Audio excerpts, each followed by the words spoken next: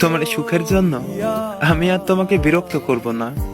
এই কথাটা বলা যতটা সহজ, মেনে নেওয়া ততটাই কঠিন। কারণ ভালোবাসা কখনো নিজ ইচ্ছায় থেমে যায় না, তাকে থামাতে হয় নিজের হৃদয়কে কষ্ট দিয়ে। আমি জানি আমার উপস্থিতি তোমার জীবনে আর কোনো শান্তি আনে না, বরং অজান্তেই তোমার মনটা ভারী করে তুলে।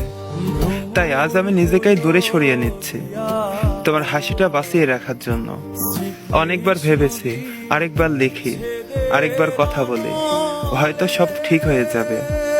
কিন্তু বাস্তবতা শিখিয়ে দিয়েছে সব চাওয়া পূরণ হয় না, সব ভালোবাসা একসাথে পথ চলে না।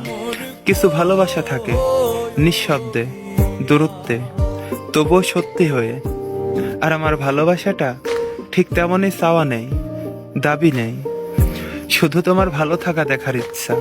তাই আজ থেকে আমি আর তোমাকে বিরক্ত করব না। হঠাৎ করে কোনো মেসেজ আসবে না, কোনো অপ্রয়োজনীয় খোঁজ নেওয়া থাকবে না। তুমি তোমার মতো করেই ভালো থাকো, নিজের মতো করে হাসো। দূর থেকে আমি শুধু সেই হাসিটুকুই অনুভব করার চেষ্টা করব।